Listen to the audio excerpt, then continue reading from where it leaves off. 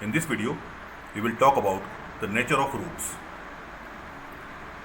Nature of roots means for a given quadratic equation, what kind of roots exist.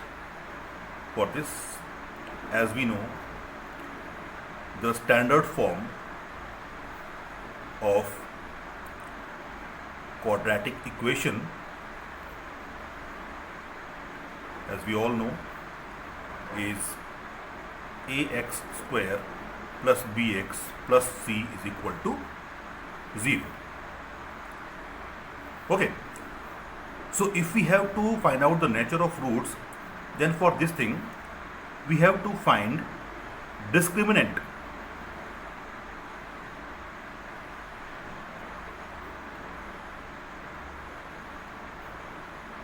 of quadratic equation.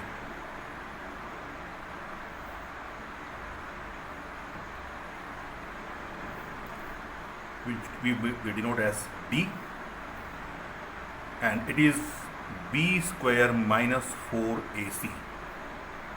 It is called the discriminant of quadratic equation. b square minus 4ac, where b, a and c are the coefficients and constants for the quadratic equation given. Now there are three conditions for discriminant. And these conditions are: if b square minus 4ac is greater than 0, then there are two distinct real roots. Distinct means two different roots, not same roots, two distinct roots. And real roots means non-negative roots. It can be 0, it can be greater than 0, but it will not be less than 0. The roots will not be negative. That's why they are real roots. Second thing, if b square minus 4ac is equal to 0, then there are two equal real roots. Here we had two distinct real roots, and here we are having equal real roots. In third case, if b square minus 4ac is less than 0, that means there are no real roots. So in this case, we will not solve the quadratic equation if there are no real roots. We solve the quadratic equation and we find the roots only in the first and second case. Either it is greater than 0 or it is equal to 0. In third case, we don't solve. Let's take an example. I am taking a question from exercise 4.3. Question number 1. Find the roots of the following quadratic equations if they exist by the method of completing the square. I am taking the first part.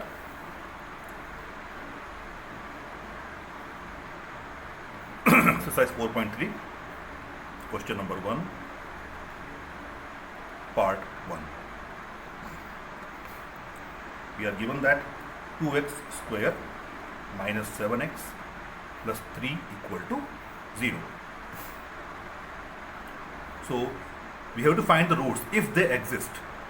So if they exist means what conditions is applicable here out of three conditions, whether we have greater than 0 or equal to 0 or less than 0.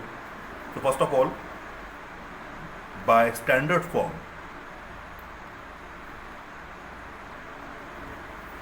ax square plus bx plus c equal to 0,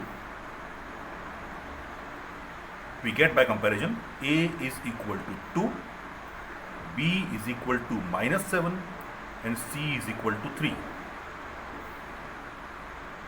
That implies b square minus 4ac which is equal to minus 7 square minus 4 into 2 into 3. So b square minus 4ac is equal to 49 minus 24 is equal to 25. So you can see here 25 is the value greater than 0.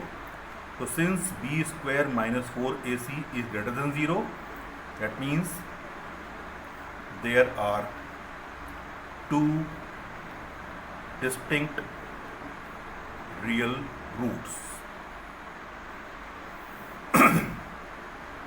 Okay, and now we will solve it by method of completing square.